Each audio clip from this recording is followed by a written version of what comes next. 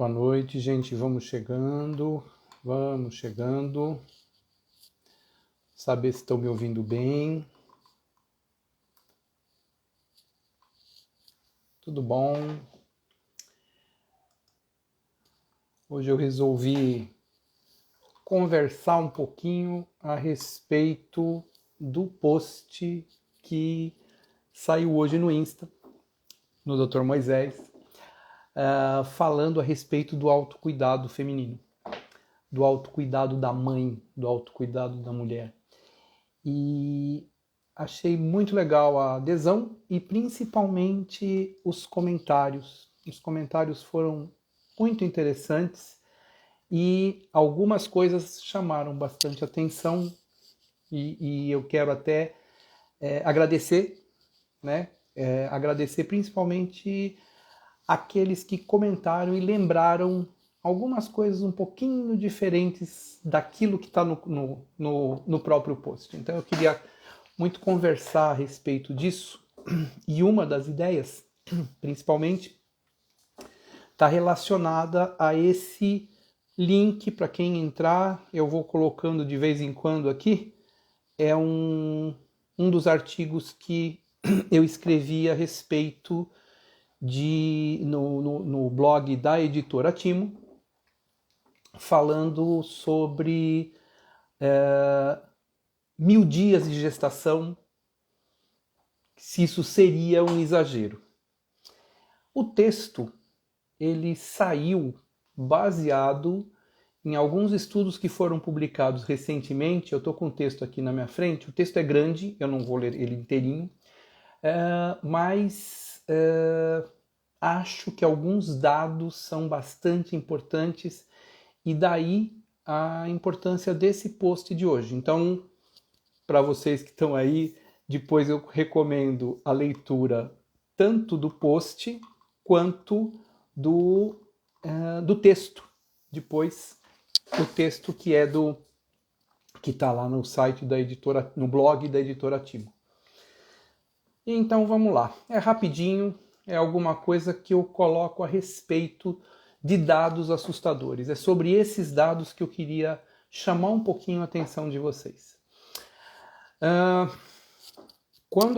Os dados são estudos que apareceram da Organização Mundial de Saúde, colocando a respeito de mortes de mães, mortes maternas relacionadas à gestação. Então, os estudos mostravam que a gente tinha as mortes relacionadas ao período gestacional, depois ao parto, e depois se levava em consideração as mortes maternas até 43 dias, 45 dias pós-parto. E o que se mostrou através dos estudos é que essas mortes, 30% delas acontecia entre 45 dias pós-parto e 1 ano de idade da criança. E as principais causas para esses quadros estavam relacionados a problemas de diabetes, que eram adquiridos diabetes gestacional, de hipertensão e de saúde mental.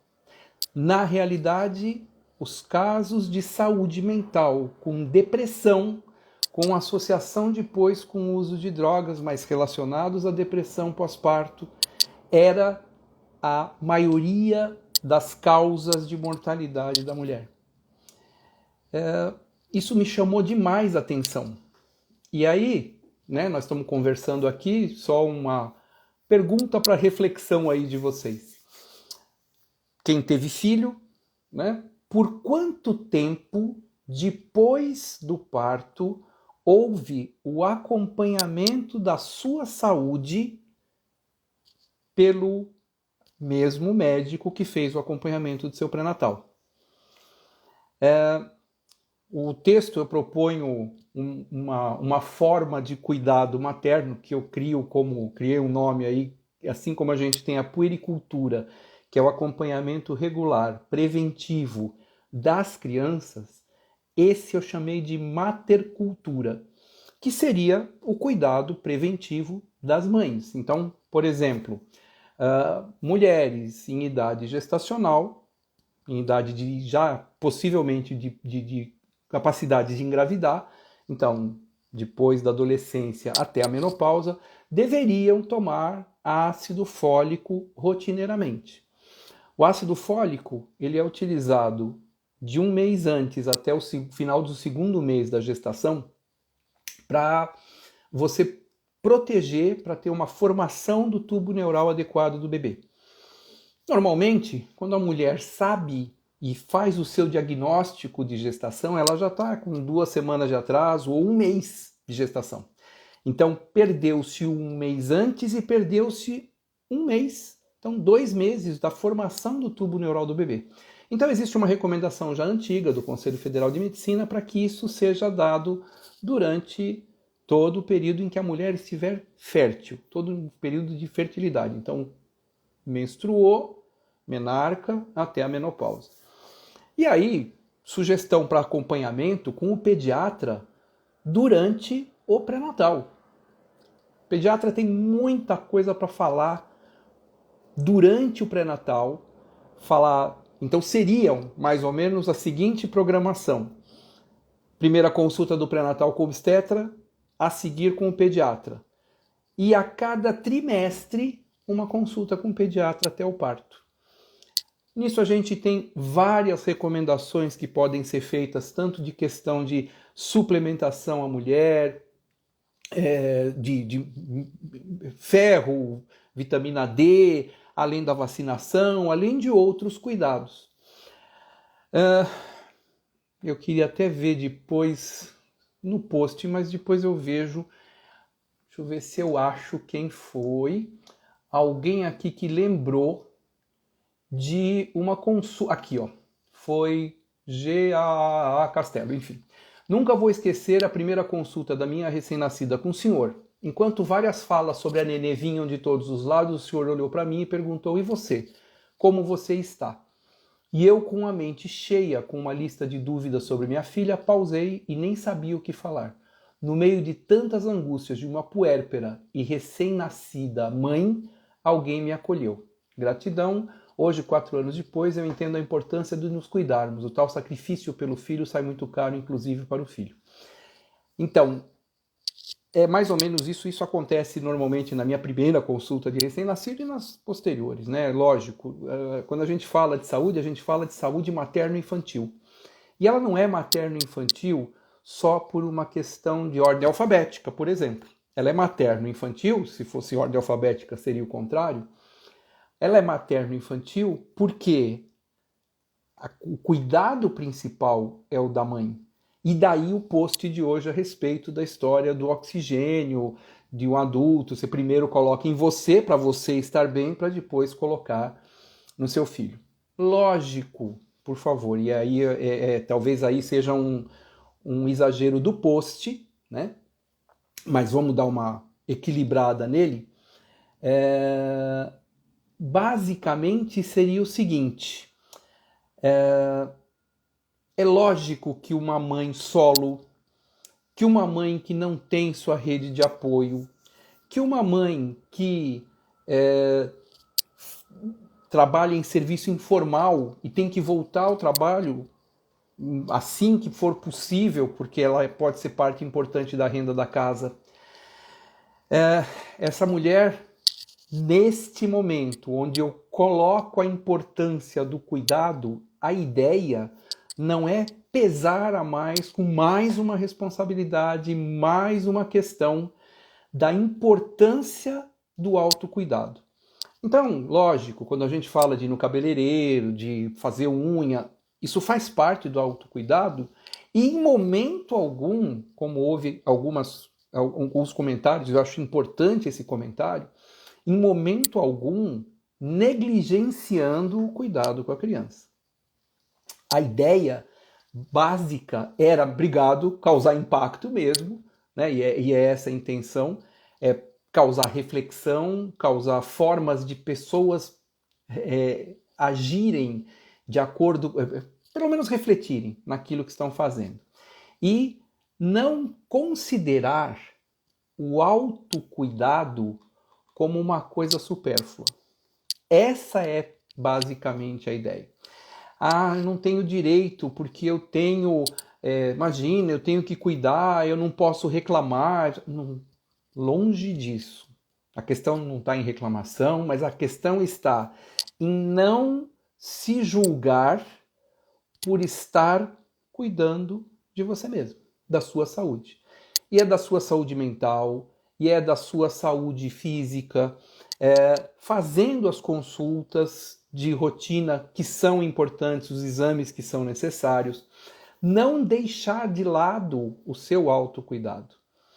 Nenhum bebê vai ter chance de evoluir e de ter uma saúde boa. E quando a gente fala de saúde, nós não estamos falando só de saúde clínica, a gente fala de saúde física, biológica, social, psicológica, se a mãe, que é o centro deste cuidado, não estiver bem.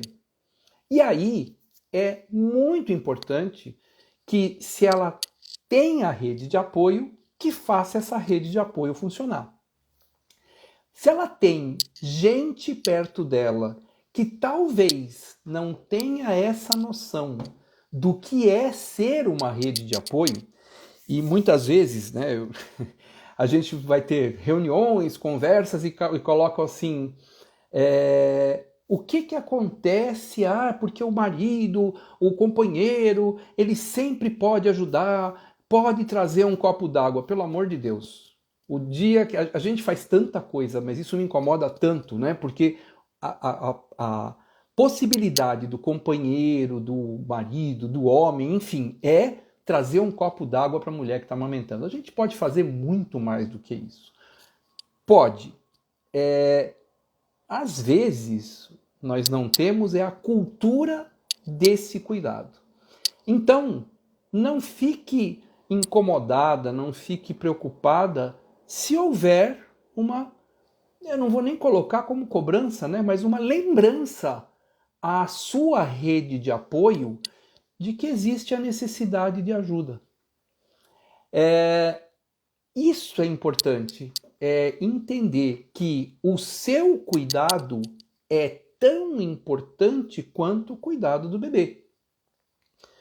Se não dá para dormir direito, se não consegue ir no banheiro fazer xixi de porta fechada, porque o bebê chora e aí tem que dar atenção e, poxa, alguém mais poderia estar ao lado para permitir que neste momento, permitir é forte, né?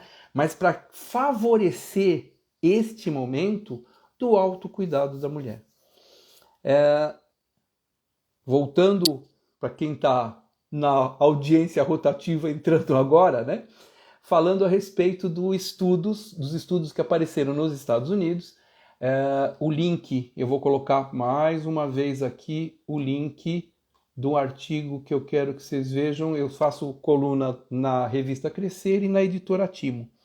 Esse foi um artigo recente dessa semana que foi publicado na editora Timo, onde eu falo dos 1000 dias da gestação. 1000 dias seria um exagero, mas é que a mulher seja cuidada desde o momento em que ela é potencialmente uma mãe, onde ela tem potencial para ser uma mãe. Seria o que se chama a matercultura. E aí, isso, por que esse cuidado? Porque a mortalidade na gestação acontece muito além do que a gente imagina. Porque a mulher acaba se cuidando até a hora de que tem uns 2 meses pós-parto, ganha alta entre aspas, né, do obstetra, porque acabou o parto. 30% dos óbitos relacionados à gestação que foram estudados nos Estados Unidos, pelo CDC, aconteceram entre 45 dias pós-parto e 1 ano de vida do bebê. As principais causas: hipertensão, diabetes e problemas de saúde mental eram o carro-chefe desse quadro da mortalidade da mulher. Se nós estamos falando de saúde mental, de problemas de saúde mental, levando a quadros de mortalidade, isso adquire uma importância imensa do cuidado. Nem sempre quem está ao lado tem a atenção no olhar.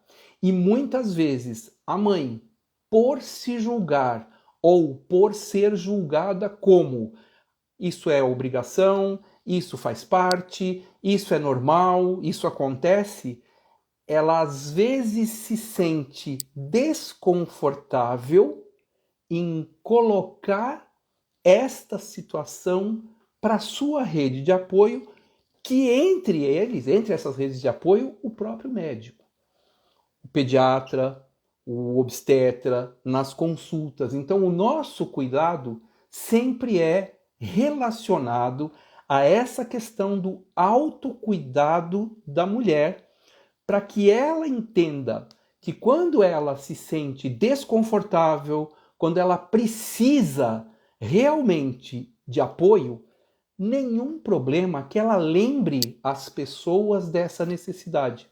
Às vezes a gente fica esperando que, mas os outros vão ver. E não necessariamente os outros veem. Não necessariamente as pessoas têm um olhar para aquele momento. Fica naquela história de hormônio, né? É o hormônio, ela está amamentando, por isso ela está assim. E na prática, ela passa por um julgamento do mundo. Talvez quem não julgue essa mãe seja seu bebê. Só. As outras pessoas acabam julgando e não levando em conta a importância desse apoio. E quando a gente fala de rede de apoio, existem algumas questões que a gente fala tanto que perde um pouquinho até a força desta questão. A rede de apoio não quer dizer necessariamente o companheiro ou os avós, seria alguma coisa em termos de sociedade, né? E se nós estamos falando do primeiro ano de vida, é o momento onde ela, se tem condições, volta a apoiar, volta ao trabalho, volta a ter que fazer os 3 turnos, né? Porque o trabalho, a casa, os filhos, e essa necessidade desse apoio é extremamente importante. Peçam, não é pedir ajuda, hein? Ajuda, não, ninguém ajuda, é ser corresponsáveis, né? É importante se alimentar bem, é importante dormir bem. Mas é difícil porque tem um aleitamento à noite, sem problemas, né? Vai amamentar? Amamenta. Existe a opção da cama compartilhada, ou a opção de outro quarto, ou outra cama. Isso é definido pelo casal, pela mulher, principalmente pelo bebê. Tirando gestar, parir e amamentar, todas as outras características dessa mulher, todas essas não são funções, né? Mas toda essa vida dessa mulher, tudo com o bebê pode ser feito por outra pessoa. Se ela amamenta à noite e de repente precisa trocar a fralda, o companheiro pode trocar a fralda. Ainda vale lembrar, a gente tem sim mulheres, para ter uma ideia, 40% das mulheres do Brasil trabalham em serviço informal. E trabalho em serviço informal faz com que elas tenham que voltar ao mercado de trabalho rapidamente. E aí vem a sociedade, o pediatra, e requer dela o aleitamento materno exclusivo, que ela com certeza não vai conseguir fazer. Existem formas de a gente tentar ajustar isso sempre. Conversa com o pediatra, conversa com o obstetra, conversa com a sua rede de apoio, se houver necessidade de consultoria, se houver necessidade... mas olha, tem a questão do custo. Nós temos um SUS em algumas características bastante importantes, bastante ativo, é viável a gente conseguir esse apoio. As redes de banco de leite humano do Brasil, o Brasil tem a maior rede de banco de leite humano do mundo, com estrutura aberta. Eles são uma casa que é aberta para receber e orientar. Isso que nós estamos falando a respeito de amamentação. Só que a mãe, ela não só amamenta. é esse cuidado. E para ela estar bem, para ela estar saudável, para ela estar digna, ela merece essa dignidade e este apoio desta equipe, das pessoas que, estando ao lado dela, consigam enxergar essa realidade e acolher esta mulher neste momento para que ela possa, primeiro, sobreviver, né? Sobreviver até o final desse primeiro ano, e lógico que muito mais do que isso, mas sem a sobrecarga, sem o peso e sem essas exigências e, principalmente, que ela se sinta confortável em ser acolhida, que ela tenha uma escuta ativa, que ela tenha empatia e que ela tenha ausência de julgamento. O julgamento, não só a ausência de julgamento, mas a ausência de culpa, né? Porque qualquer coisa que acontece acaba caindo na responsabilidade desta mãe. Acho que nós, como pediatras, temos sendo o médico da criança, imaginando o seguinte: se esta mulher traz o seu bem mais precioso para que a gente possa cuidar com confiança, o que a gente precisa, no mínimo, é ter a dignidade e a responsabilidade de acolher não só essa criança, mas essa mulher e essa família de uma forma geral. Então, a ideia básica dessa nossa conversa aqui de hoje, dessa minha entradinha rápida aqui hoje, era a respeito de uma explicação um pouquinho melhor, um pouco mais ampla a respeito do post de hoje que foi colocado aqui no Insta, nesse Insta aqui no Dr. Moisés. Gente, muito obrigado por quem estava por aqui. Isso aqui vai ficar gravado para dar continuidade do post de hoje de manhã. E qualquer coisa a gente pode perguntar aí por aí que a gente responde, estamos por aqui. Tá bom? Valeu, gente. Beijão grande. Obrigado.